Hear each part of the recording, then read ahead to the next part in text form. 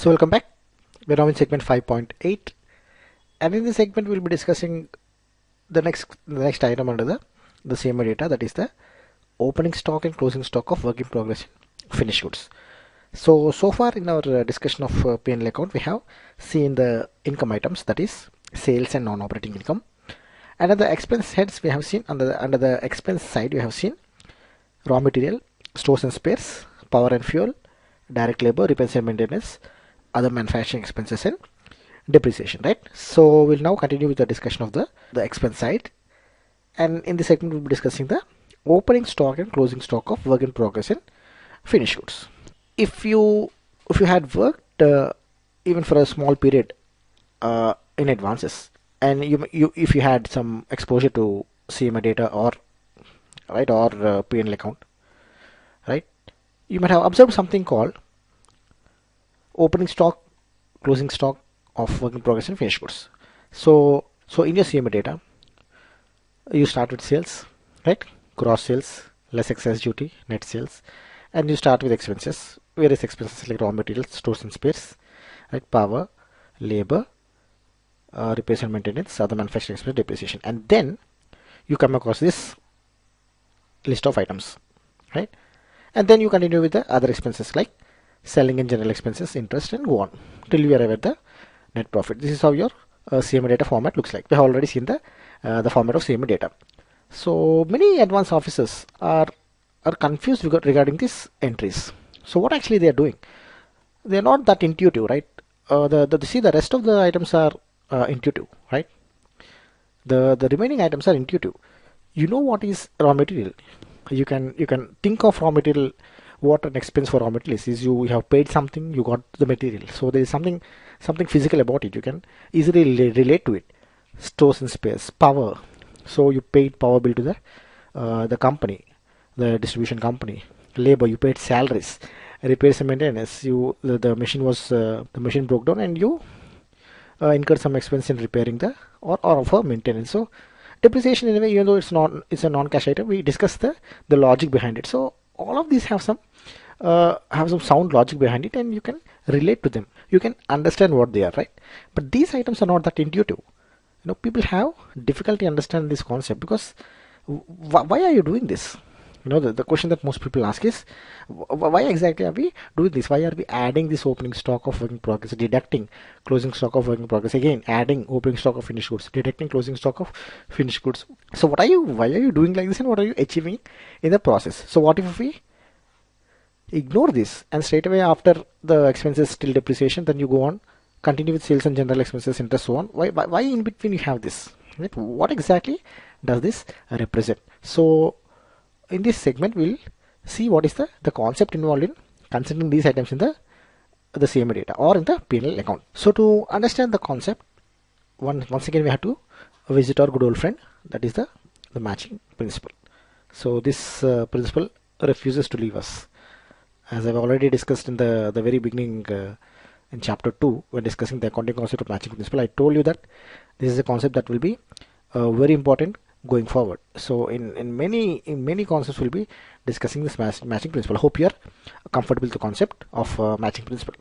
So let us see once again what matching principle is, right? From the point of view of raw material, take for example raw material. Okay, take for example raw material.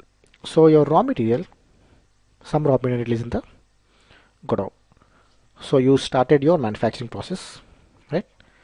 There's some manufacturing production going on, right?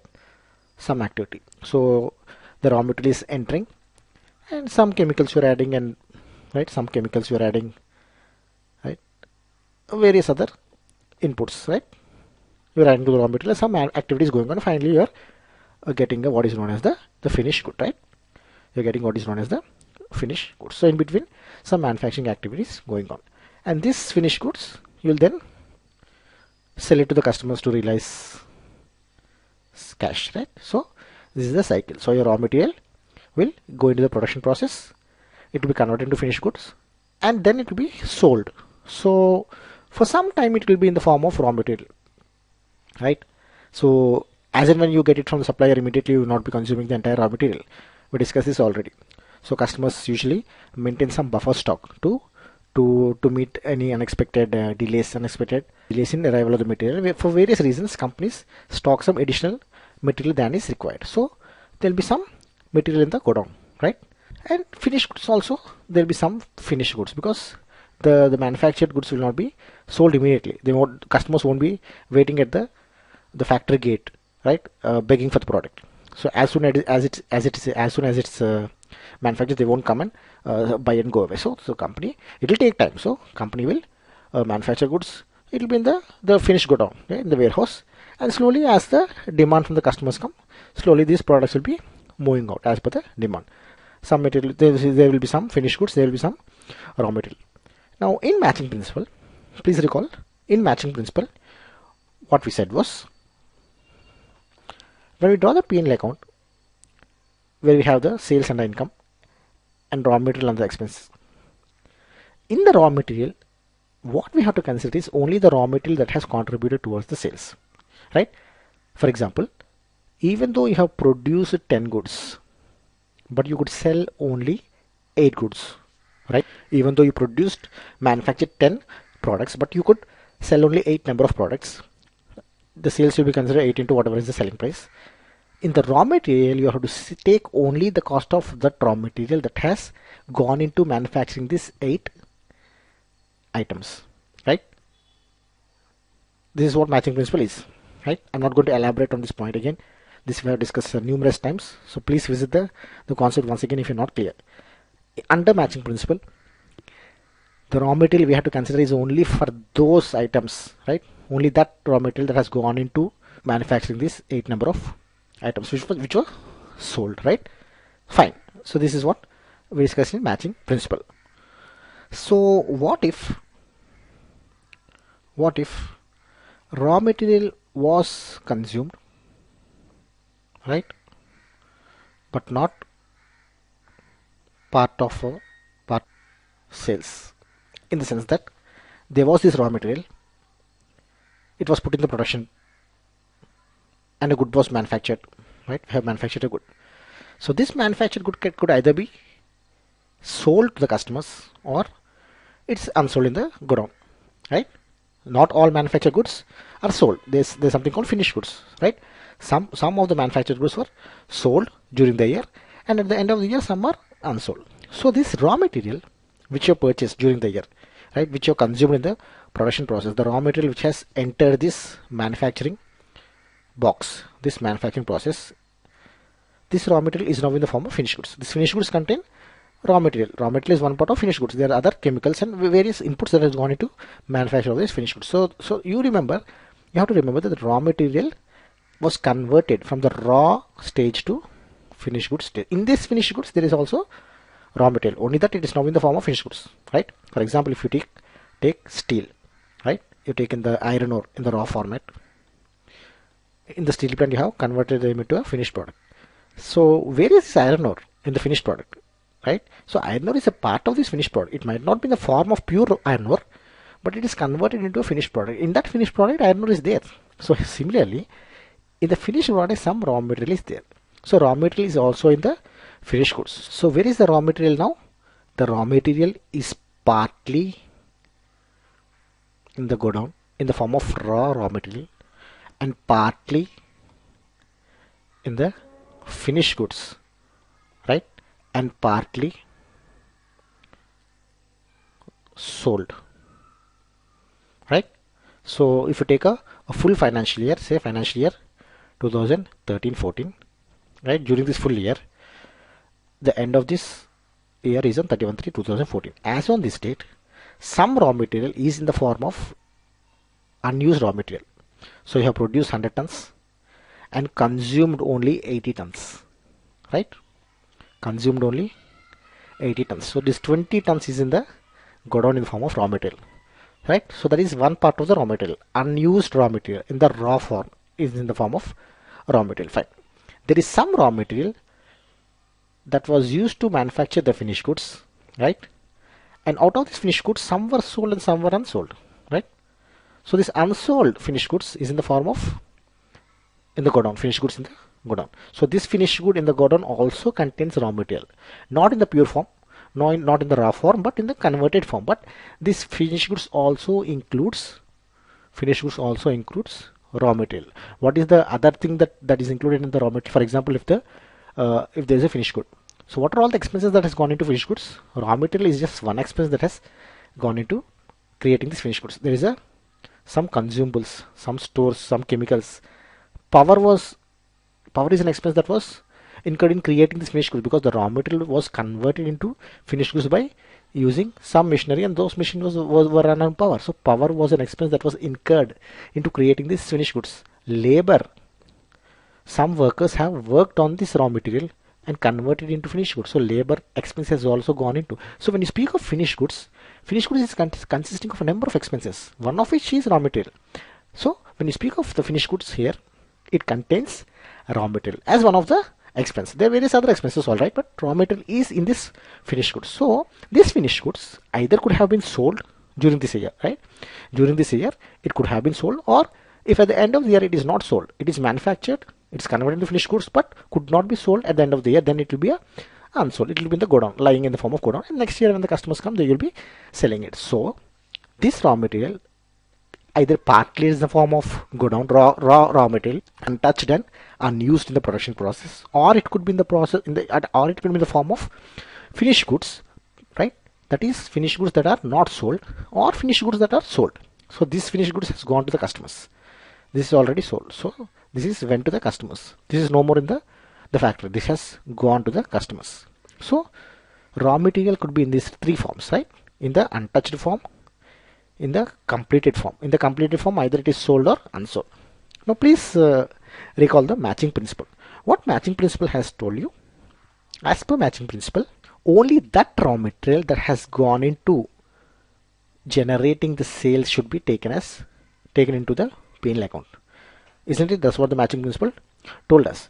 When you are drawing up a P&L account, under the sales, you'll be listing the sales. The raw material you have to consider here is only that raw material that has gone into creating the products that have been sold.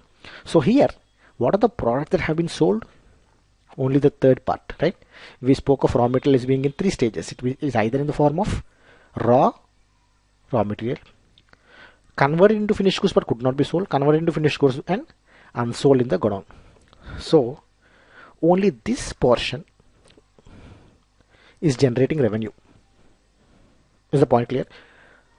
Only this portion is generating revenue. So when you draw the P&L account, under the P&L account, the raw material should include only that portion of raw material that has resulted in the sales.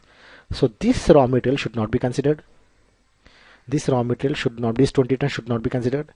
And even this raw material that has gone into manufacture of this finished goods and lying in the godown, right? Even that should not be considered as raw material in the P&L account. And only that raw material that has contributed to the sales has to be considered. Is this clear? This is as per the matching principle. I will now slightly complicate the scenario. There was a fourth case which I didn't mention. Right? I told you raw material can be either in the part form, partly in the form of raw material untouched in the godown. This is raw material. It could be in the form of finished goods, either sold or unsold. So three stages were discussed. There is one more way in which raw material could have been there as on this date, as on 31/3/2004. When you spoke of 100 tons of raw material was purchased, 80 tons was consumed, and 20 tons was in the godown. So 20 tons is raw material. So my question is, this 80 tons, where is this 80 tons? So 80 tons is here, FG sold, FG unsold. But there I'm telling you there is one more stage in which this raw material is existing. So let us assume that out of this 80 tons, right? Out of this 80 tons, 60 tons is in the form of sold finished goods, right? So the products that were sold to the customers had 60 tons of raw material in them, or in other words, the products that were sold to the customers have consumed 60 tons in their production while being produced. They have consumed 60 tons and thereby converted into finished goods, and thereby got converted into finished goods. 15 tons might be in the form of unsold raw material. Where is the balance 5 tons? Please see that the raw material is getting converted into finished goods through a process. There is a process involved. There's a manufacturing process. So as on this date, as on the end of this date, some material, raw material is being processed. This is not yet converted into finished goods. This is neither finished goods nor this is raw material. It is an in-between stage. It is an intermediate stage known as work in progress.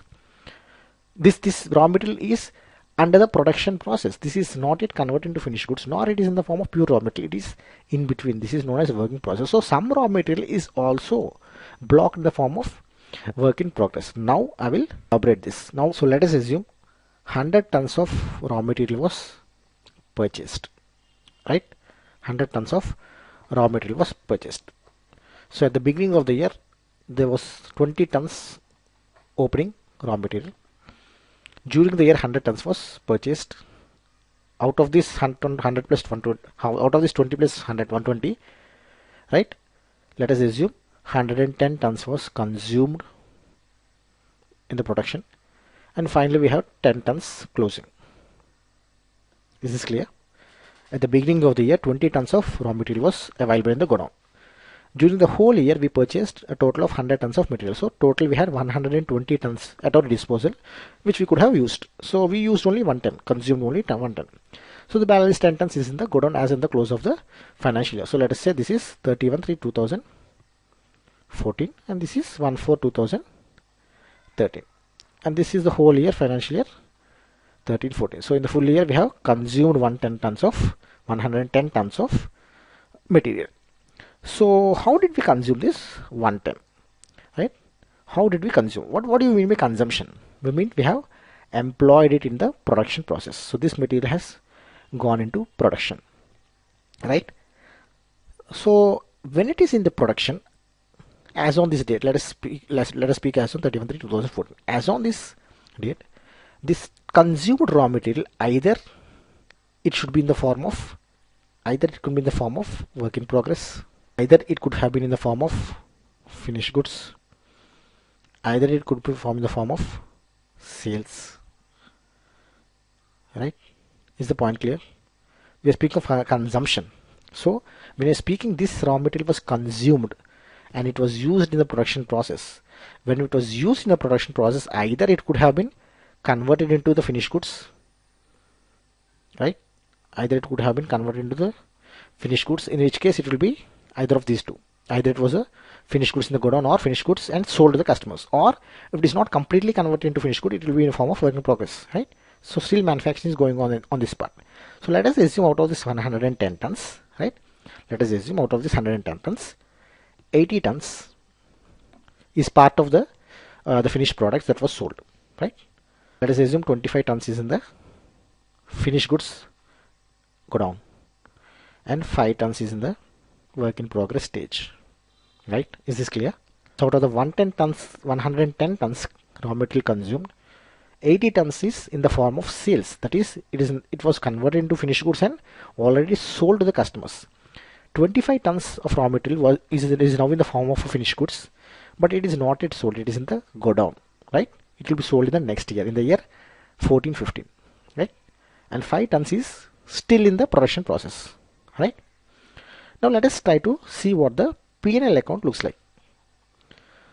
So in the P&L account, the sales, when you look at the sales and the expenses, when you what should be the raw material be considered, right? So you should consider only the cost of 80 tons of raw material, because only the 80 tons has generated in sales. This is as per matching principle, right? Please make sure that you are clear on this concept absolutely, right? Because this segment is entirely based on this simple point. When you draw the P&L account, you have to consider only the 80 tons, because only this 80 tons of raw material has generated sales, and that is as per the matching principle. Only the raw material that has gone into producing, generating this sales, only that raw material has to be accounted for in the P&L. The balance should not be accounted for. That is as per the matching principle. So earlier when we discussed the concept of raw material, we said what we are interested is not in the purchase but in the consumption. Fine, that is correct. So in the CMA data, whenever the figure you have to consider for raw material is consumption, raw material consumption, not purchase, because purchase is something which you can purchase a lot. For example, instead of 100 tons, you could have purchased 200 tons, but you consumed only 1 ton, right? If you purchased 200 tons and consumed only 1 ton, the balance 90 tons will be going into the closing stock. So you have to consider only the consumption. That is correct. That is as per the matching principle. But then now we are adding a fresh component to the matching principle. We are adding work in progress and finished goods to the matching principle. Please see that we are saying, earlier we said take the raw material consumption only in the P&L account, right? So the raw material consumption here is 110 tons. Now we are saying out of this 110 tons, this 110 tons is in 3 formats, is in 3 stages. And out of that only 80 tons is in the form of sales. The rest 30 tons were not sold. They were converted into some either finished goods or work in progress, but they're not yet sold. So they have not generated any revenue so far. So they should not be taken into the P&L under raw material. So now we have to modify our calculation of raw material. So earlier when you have taken raw material consumption, now we have to make some adjustments and arrive at the correct raw material figure. The adjustments will be, don't take the entire 1 ton consumption, right? Take only 80 tons. And for that you have to deduct the 5 tons and 25 tons, which is in the form of work in progress and finished goods. Is the concept clear, right? So now let us see what is the exact raw material figure you have to take. We have to take consumption, fine. But to the consumption, you have to deduct, right? I have to deduct whatever is the work in progress and finished goods at the end of the year. At the end of the year, 25 tons of finished goods is in the godown, right? 25 tons, some finished goods is in the godown of which which contains 25 tons of raw material, right? Which contains 25 tons of raw material. So you have to deduct closing stock of work in progress, right? You have to also deduct closing stock of finished goods. Now please understand, we said that work in progress is not just, or finished goods is not just raw material. They contain many expenses, out of which raw material is just one expense. So what are all the expenses that have gone into creating work in progress of finished goods? In the production process, raw material is not only the only expense. Power is an expense, labor is an expense, repairs and maintenance is an expense. So many expenses have gone into creating the work in progress or finished goods, right? Only raw material is one part, but all these expenses put together have created the finished good or work in progress. So when we speak of work in progress or finished goods, they contain not only raw material but also these other expenses. So by deducting closing stock of work in progress, please note that we are not only deducting the raw material that has gone into creating this work in progress, but also the other expenses such as labor, power and other expenses that has created this work in progress. And this is correct. This is correct because in the CMA data, right? In the CMA data, raw material we have taken, next we have taken power, we have taken labor and some other expenses, right?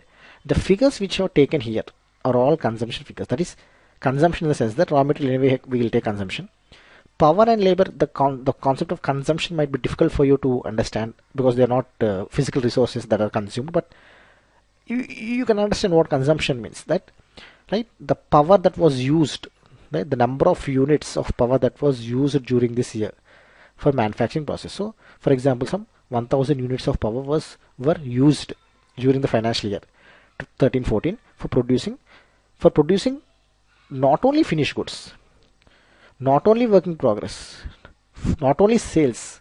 See here, there are 3 components which you need to be aware of. One is the work in progress, one is finished goods that was not sold and lying in the godown, other is finished goods that is converted into sale. The power of 1000 units has generated all these 3, not just sales. Please note that this power of 1000 units has generated not only the finished goods that has gone into sales, but also this work in progress and unsold finished goods. Similarly, labor has worked and produced goods. They have offered their services, they have put in their work and generated some work. That work is reflected not just in the sales but also in the finished goods. For example, if the labor has produced totally 100 units, of which 80 units were sold and 20 were unsold, so their work is also in this 20, their hard work is also in this 20, right? It is not just the 80. So when in the CMA data, when you have taken raw material, power, labor, what we have taken is the expenses that have gone into creating all these three, not just finished goods which was sold, right? All the expenses in the P&L account we have taken so far. What are the various expenses we have taken so far in the CMA data?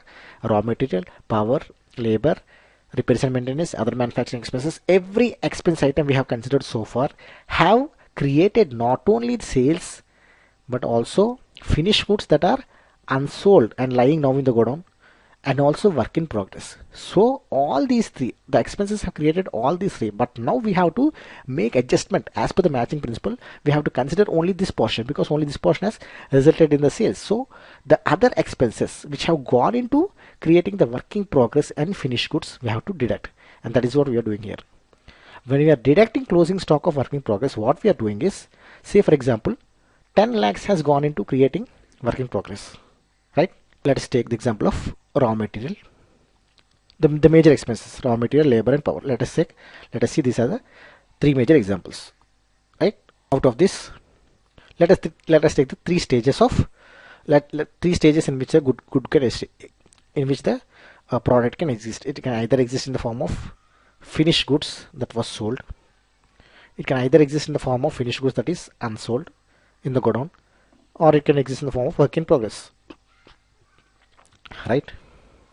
So these are the three scenarios, right? So we are considering the three major expenses, raw material, labor and power, and we are considering three scenarios in which a product can exist. It can either exist in the form of finished goods, that is during the year the product was manufactured and sold to the customer, or the product was manufactured but not sold, right? It is in the godown, and finally it could be still in the production process. So now let us assume during the whole year, right, the consumption of raw material, this is the consumption figure, the consumption of raw material was 100 lakhs, right? Out of this 100 lakhs, this accounts for 70, this is 25, and this is 5. What we are saying is, out of the raw material consumed, like let's say for example 100 tons of raw material was consumed, right, in the production process. So in rupee terms this is equal to 100 lakhs. We are saying it is 100 lakhs. So out of this 100 lakhs, 70 lakhs, that is the sales. For example, the products that was sold, to manufacture those products, 70 lakhs of raw material was pumped into producing those goods. There are some products that are unsold, they are lying in the godown. So to manufacture those finished goods which are unsold and now in the godown, 25 lakhs of raw material has gone into producing them, and 5 lakhs of raw material is in the work in progress, that is currently undergoing production. Similarly, let us assume that the whole year the labor charges was 20 lakhs, right? For the whole year the labor charges 20 lakhs. Out of this 20 lakhs, let us have a split of 10, 8 and 2, right? And let us assume the power charge is 8 lakhs, out of which the split is 5, 2 and 1. So is this breakup clear? What we are saying is, for the full year, for the whole financial year, the company has consumed power of 8 lakhs. Some units, for example 1000 units or whatever it is, which is equivalent to 8 lakhs. In rupee terms, this is 8 lakhs. Out of this 8 lakhs, right, let us say some 1000 units, right? Out of this 1000 units, we are saying, let us say 700 units, 250 units and 50 units. I'm speaking in terms of units of power. So 700 units of power, though 1000 units were consumed by the factory in total, 700 units have gone into creating finished goods that were sold. 250 units have gone into producing the goods that are lying in the godown, and 50 units of power has been spent so far, right? Has been spent so far in the work in progress, right? So is this clear? So if a total of 100 finished, so if the total of 100 items were manufactured, of which 80 were sold and 20 were unsold, and there is some work in progress. This is completed items, there is some work in progress. So to manufacture this 80 goods, 700 units of power was consumed. To manufacture these 20 goods in the godown but are not sold, 250 units of power was consumed. And the work in progress, which is still under production, 50 units of power has so far gone into it, right? So this is the scenario. So earlier when we discussed about the P&L account, the same data. We said under the expenses side, the raw material, labor and power. So earlier we took the consumption figures. So raw material we have taken as 100, labor we have taken as 20, power is 8. So these figures we have taken, right? These figures we have taken. Now I am modifying, right? Now I am modifying this as, you should not take the consumption figure. You have to modify it for the, so the earlier examples were have not considered work in progress opening, closing and finished goods opening and closing. Now we are taking how the real life companies operate. In the real life, companies will be having opening stock of opening stock and closing stock of work in progress and finished goods. So you have to make the adjustment. So to the consumption, you should not take these figures 128. You should take only 70, 10 and 5. See this? Only those expenses, the various expenses, raw material, labor, power, repairs, and maintenance, and various other expenses that have resulted in sales, only those expenses you have to take, not the entire consume. The consumption was so much, but is also, the consumption is also towards producing some goods which were not sold. It was also towards producing some work in progress. But none of these two have produced sales. Only this portion has produced sales. So you have to take only 70, 10, 5, not the entire 100, 20 and 8, right? So, but in the P&L account, but in actual P&L account, you will not be given this breakup. So you will be given these figures, right? So you will be given 128. So what you do in the same data, take 128. So in the same data, take whatever it is given in the P&L account. The P&L account will be saying, in the P&L account of a company, it will be saying raw material consumed, so and so 100 lakhs. Power bill, power and fuel, 20 lakhs. Now labor charges 20 lakhs, power and fuel 8 lakhs. So it will be giving only these figures. It won't be giving this breakup. How much is sold, unsold, work in progress. So you take this, right? You take this 128. You take this and put it in the CMA data under heads of raw material, labor, power. Then what you do? This individual breakup won't be given, right? So how much of the labor has gone into creating sold, unsold, work in progress? How much of power has gone into sold, unsold, work in progress? This table you won't be given. Fine, you won't be given, but you'll be given the total work in progress figure. That means you'll be given this total 521. The total work in progress you'll be given. You'll be given the total finished goods 35. Is this clear?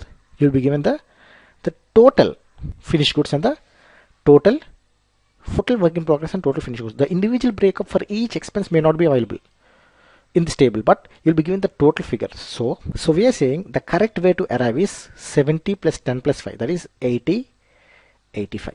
So we are saying that the total of raw material plus labor plus power should be 85. This is the correct figure. Only this part you have to consider. But in the P&L you are not given this table. You are given the consumption, the total 128. You are given this figure, and you are given the total of closing work in progress, that is 8, and this is 35. Total you are given. So now you have to arrive at this 85 based on this value and these two values, right? This table is not available. So how we are going to do that? So how we are going to arrive is, take the figures given in the consumption. Take 100 plus 20 plus 8, that is 128. From this you deduct closing work in progress. This total is given. The individual breakup is not given, but the total will be given. So subtract 8. Subtract closing finished goods. This total is also given, 35. Now you arrive at 85. See how you arrived at the 85 here? What we are saying is, if you had access to this table where each expense is broken down into how much has gone into finished goods sold, how much has gone into finished goods unsold, how much has gone into work in progress, if you are given this table, easily you can take these figures. So this will be the 70 plus 10 plus 5, 85. This is the correct amount to be taken for in the P&L account for the raw material, labor and power. This is what you should be taking. But in practice, companies, the P&L account of the company will not be furnishing this breakup. This table won't be furnished. What will be given is the consumption, that is the total 70 plus 25 plus 5, 100. This will be given. 10, 8, 2, 20 will be given. 5, 2, 1, 8 will be given. That is the total raw material consumed, not just for producing the finished goods that were sold, but for the entire raw material consumed. That is also produced goods that were unsold, and also produced work in progress will be given to you. This total will be given. This 100, this total of 100, right? This 20 and this 8 will be given. you'll be given this total, and you'll be given the work in progress totals, closing work in progress and closing finished goods. So somehow from this you have to arrive at this. So this you can easily do. The total, so the total of this 128, this total of each expense item will be given.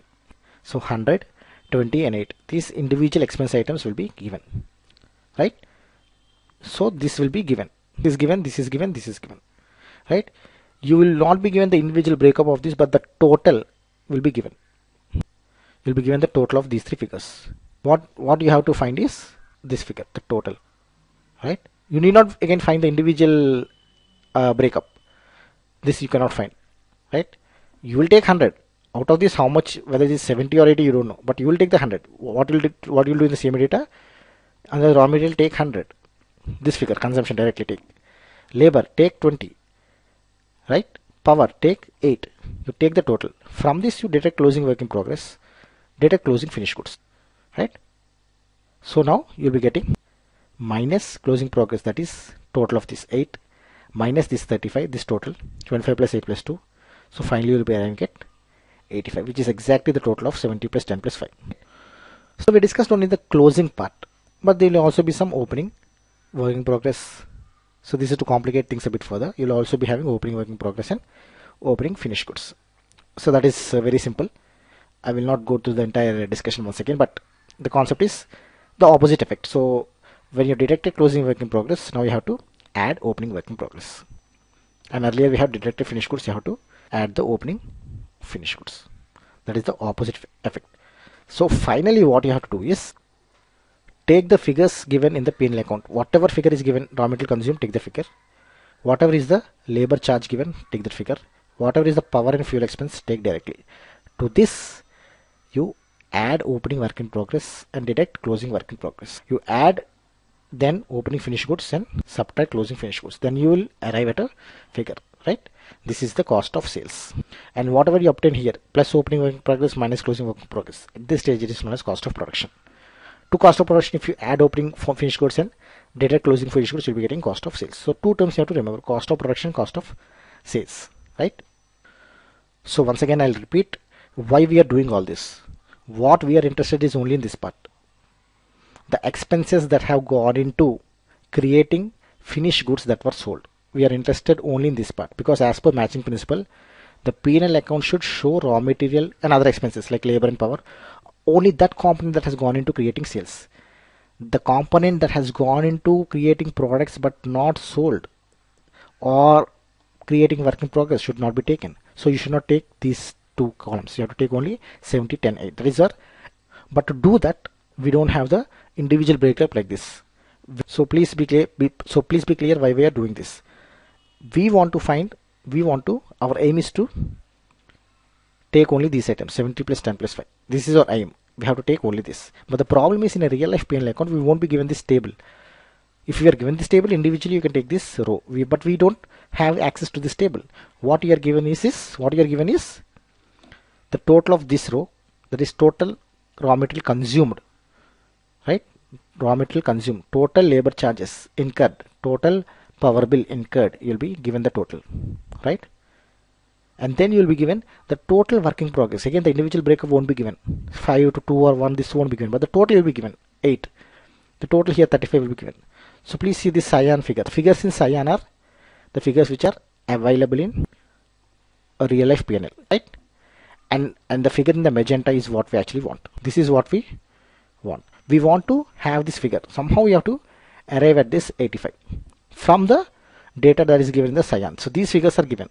So somehow you have to arrive at this figure, which is not given to you directly, but you have some other figures through which you can arrive. How is it? 100 plus 20 plus 8 is 128, minus 8, that is 120, minus 35 is 85. See, we have arrived at the same figure.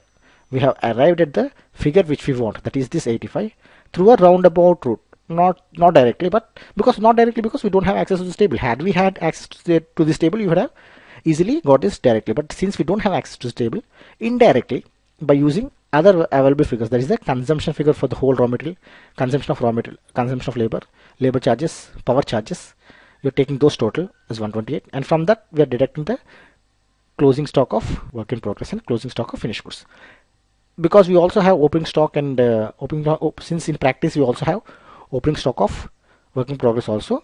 So here, if you have opening stock, you're also going to have opening stock of work in progress. -8 is only closing stock deduction, but if you have opening stock of work in progress, you have to add that opening stock. Here you have to add opening stock of finished goods. So the final formula is, so your P&L account, the CMA data in the P&L account, that is operating statement, will look like this. So here sales, we have gross sales less excise duty, we have something called net sales. This is under the income side. This anyway we have discussed. Let us see the expense. So under the expense side, you have raw material, you have stores and spares, you have power and fuel, you have direct labor, you have repairs and maintenance, you have all other manufacturing direct expenses, you have depreciation. So now you arrive at some figure, right? To this, what you do, you add opening work in progress and deduct closing work in progress. Then you will arrive here at what is known as cost of production. To this cost of production, then you go on to add opening stock of finished goods and closing stock of finished goods, and then you will arrive at what is known as cost of sales. That is this clear, right? So this cost of sales is also known as cost of goods sold. This is actually the term which you are very interested in. Cost of goods sold. Please appreciate this term very clearly. Please appreciate this term.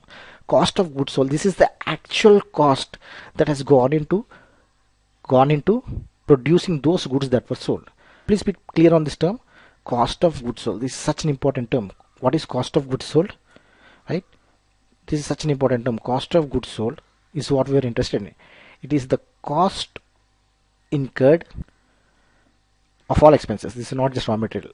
All expenses. Raw material, labor, right?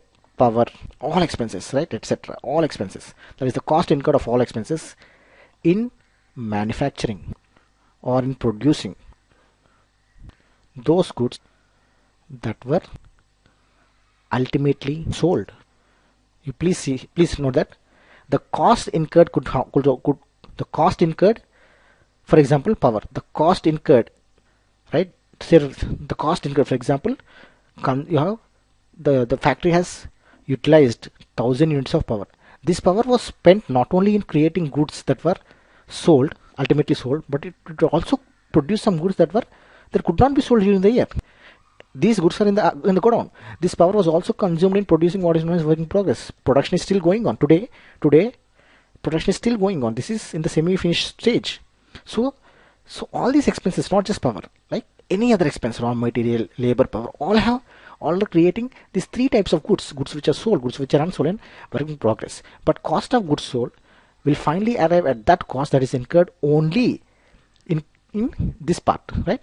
This is the part, the COGS, the cost of goods sold, will be arriving. It is the cost incurred in manufacturing those goods, only these goods that were ultimately sold. The rest you will ignore, and this is what we want. Ultimately, the matching principal says, this is the profit you want. You have to match sales and cost of goods sold, right? You can have incurred many costs that were ultimately, this is what you are interested. So finally, what is the matching principle aiming at? The aim of matching principle is, right, it's always to, on one side, on the income side, we have sales. On the other side, you want the cost of goods sold, the cost incurred in producing these goods. Only those goods which were ultimately sold, that cost you have to arrive at. And this COGS is arrived at. And since this figure is directly not given in the P&L account, right? So what you have to do, you have to take the consumption figures, whatever figure is given in the raw material, power and labor, whatever this figure is given, the consumption figures, take directly and do some adjustments. Plus opening work in progress, minus closing work in progress, plus opening finished goods, minus closing finished goods. By doing this, you'll be finally arriving with this cost of goods sold, right? So since our aim is always to respect matching principle, you have to arrive at COGS, right? So now we are clear as to why we are having this table. So to the expenses, that is raw material plus labor plus power plus repairs and maintenance and all expenses, depreciation, all expenses, finally you'll be doing this adjustment, and then you'll be having what is known as cost of goods sold, right? Or cost of sales, also known as cost of sales. So this is as per the matching principle. So we have done all this to as per the matching principle. So since there is no revenue on the unsold goods means goods that are produced but not sold, goods which are produced, right? They're produced but not sold. So this includes not only the finished goods but also the work in progress. So some manufacturing has gone into this, creating this finished goods and work in progress. They are produced but not sold. So since there is no revenue on this, the revenue is not earned on this, they are not yet sold. So since no revenue is earned on the unsold goods, the cost incurred in manufacturing these unsold goods should not be considered. See, please have this point, please make this point very clear. Since no revenue was earned on the unsold goods, the cost incurred in manufacturing these unsold goods should also not be considered. Just plant this, right? Just plant this in your brain, right? In your brain, just fix this single statement. This is the single statement why we are having this opening and closing stock of work in progress and finished goods. This is the single statement which you have to understand. If you understand this single statement, you are very clear on the concept. Since no revenue is earned on the unsold goods means finished goods and work in progress. Since no revenue is earned on these items, the cost incurred in manufacturing these unsold goods should also be deducted, and that's why we are having this minus closing work in progress and minus closing finished goods. And if at the beginning of the year you also have work in progress opening, then you have the opposite effect, plus, right?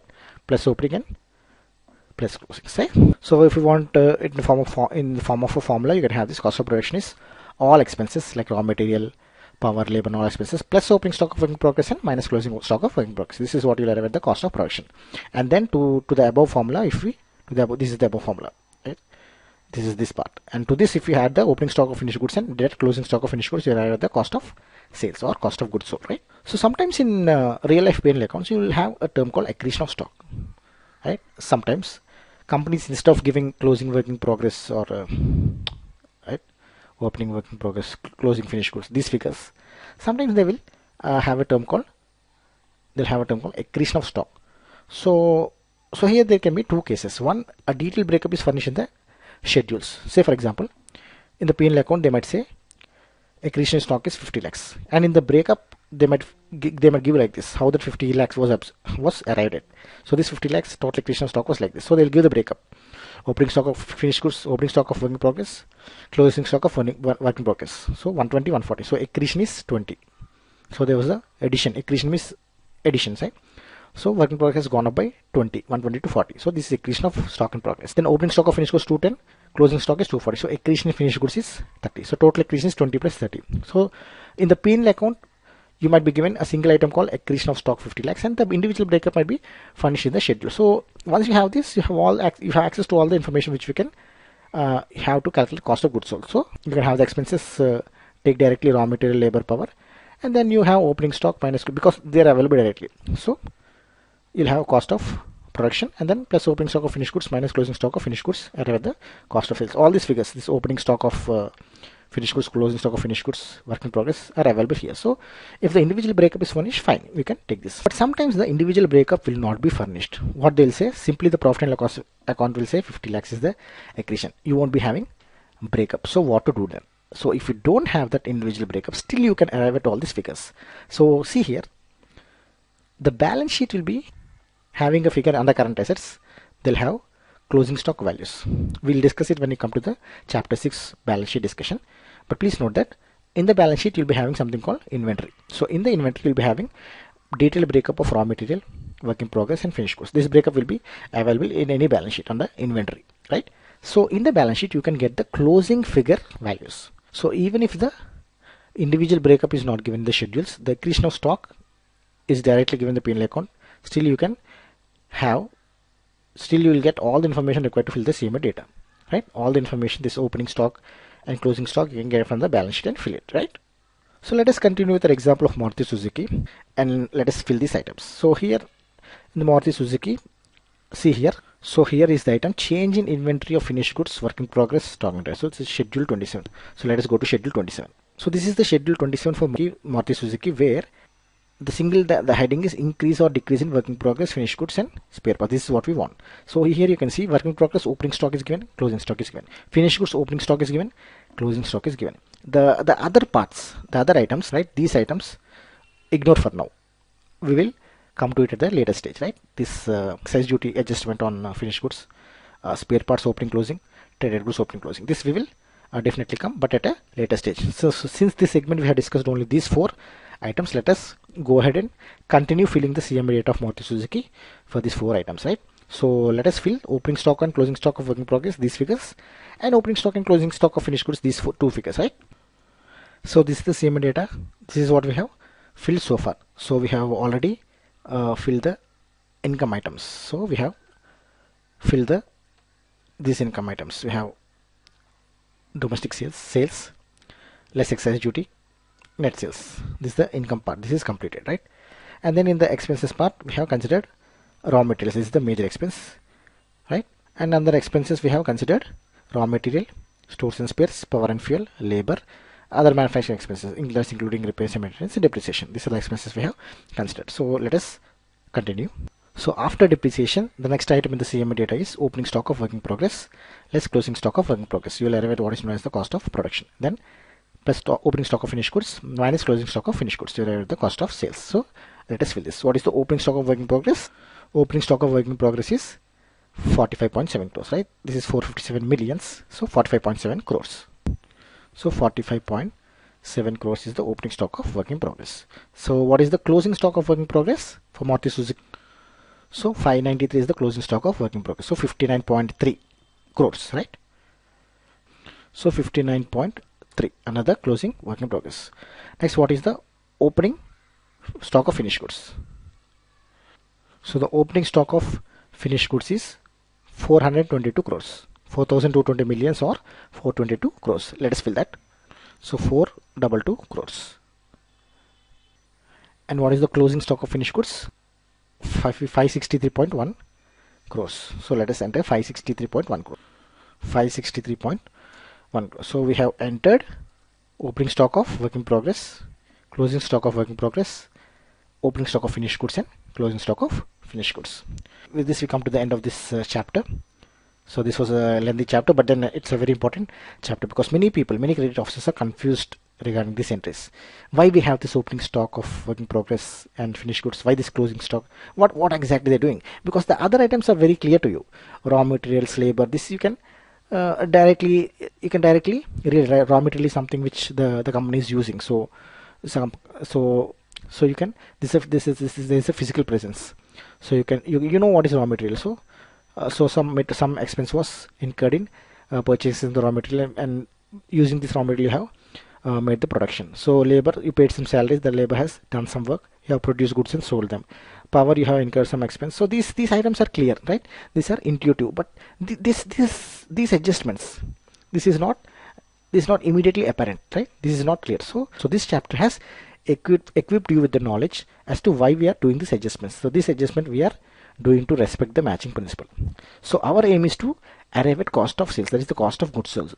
Cost of goods sold, because the matching principle is telling us for the sales in the P&L account, when you take the sales, the expenses should be only those expenses which have gone into creating the sales. That is the cost of goods sold, the cost for manufacturing those goods, only those goods that were sold, only the goods which were sold.